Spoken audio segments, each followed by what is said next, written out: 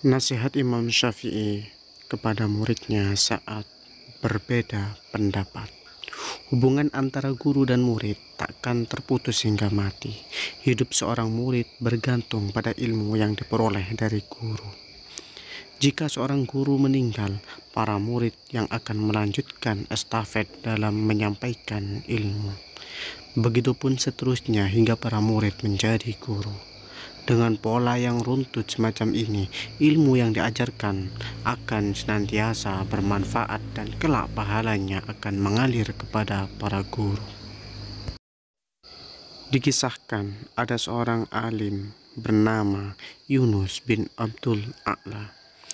Dia adalah salah seorang murid dari Imam Syafi'i. Suatu ketika, Imam Syafi'i mengadakan majelis ilmu di salah satu masjid yang dihadiri oleh beberapa muridnya. Yunus turut hadir dalam majelis tersebut.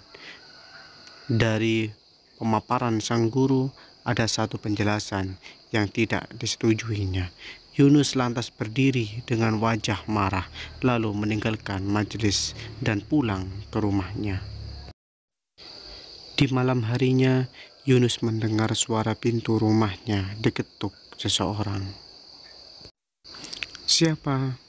"Muhammad bin Idris," terdengar jawaban dari luar. Karena tak kunjung dibuka, terdengar suara lagi dari luar. "Ini Imam Syafi'i." Mendengar nama itu, Yunus bergegas membuka pintu dan ia pun tergugup mendapati gurunya telah berdiri di depan pintu. Setelah masuk, Imam Syafi'i memberikan nasihat kepada Yunus. "Yunus, ratusan masalah menyatukan kita. Apakah hanya karena satu masalah kita harus berpisah? Janganlah engkau berupaya untuk selalu menang dalam setiap perdebatan, karena memenangkan hati lebih utama daripada memenangkan perdebatan. Jangan kau hancurkan jembatan yang sudah kau bangun dan kau seberangi, karena bisa jadi engkau membutuhkannya untuk kembali suatu hari nanti." Yunus tertunduk. Imam Syafi'i melanjutkan nasihatnya dengan penuh kelembutan. "Upayakan engkau selalu membenci kesalahan, bukan membenci pelakunya. Marahlah engkau pada maksiat, tapi maafkan perlakuannya. Kritiklah pendapat orang, namun tetap hormatilah orangnya. Tugas kita dalam hidup ini adalah membunuh penyakit, bukan membunuh orang yang sakit. Jika orang datang padamu untuk meminta maaf, berilah maaf. Kalau engkau didatangi orang yang bingung, dengarkanlah keluhannya. Jika ada seseorang mendatangimu untuk meminta bantuan, berilah ia dari sebagian apa yang diberikan Allah kepadamu.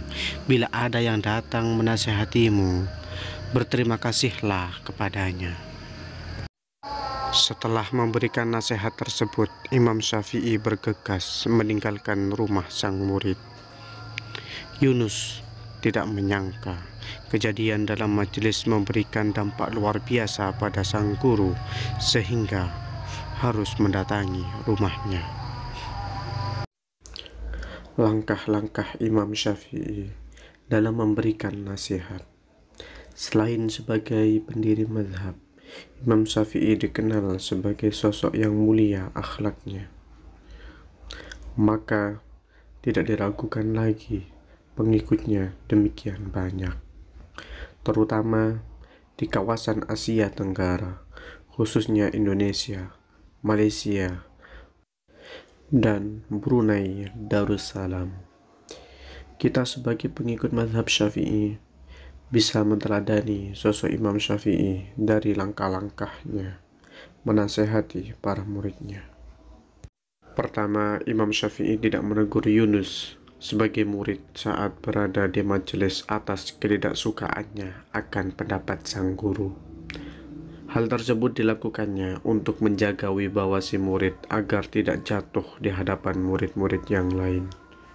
di mana di lain kesempatan Imam Syafi'i pernah menyampaikan, "Nasihati aku saat sendiri, jangan di saat ramai dan banyak saksi. Sebab nasihat di tengah khalayak terasa hinaan yang membuat hatiku pedih dan koyak. Maka maafkanlah jika hatiku berontak."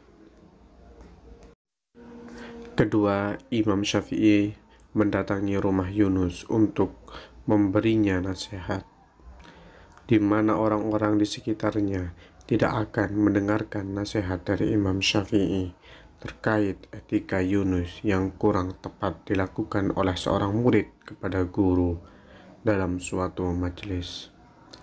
Padahal, sebagai seorang santri, kedudukannya etika kepada guru jauh lebih tinggi dibandingkan ilmu. Ketiga, isi dari nasihat Imam Syafi'i membuat suasana hati Yunus menjadi adem. Karena dalam membahas ilmu pasti ada perbedaan dan perdebatan. Namun, bagi Imam Syafi'i, yang lebih indah daripada itu semua bukan memenangkan perdebatannya, namun memenangkan hati lawan bicara. Karena kebahagiaan lawan bicara barangkali suatu saat akan menjadi jalan bagi dirinya saat sedang dilanda musibah. Keempat, Imam Syafi'i seakan mengulangi pengajaran kepada muridnya yang satu ini. Padahal Yunus adalah orang yang alim, namun saat terjadinya perselisihan, ia sedang lalai. Maka Imam Syafi'i menasihatinya supaya memanusiakan manusia dalam memandang orang lain, di mana setiap manusia pasti punya kesalahan yang harus diluruskan dan tidak ingin senantiasa disalahkan. Wejangan-wejangan seperti ini yang membuat Imam Syafi'i senantiasa hidup dalam hati para pengikutnya. Langkah ini tidak muluk-muluk, namun memberikan kesan luar biasa kepada murid-muridnya, sehingga tradisi memuliakan orang lain walaupun di bawahnya membawa dampak positif untuk dilanjutkan kepada generasi setelahnya.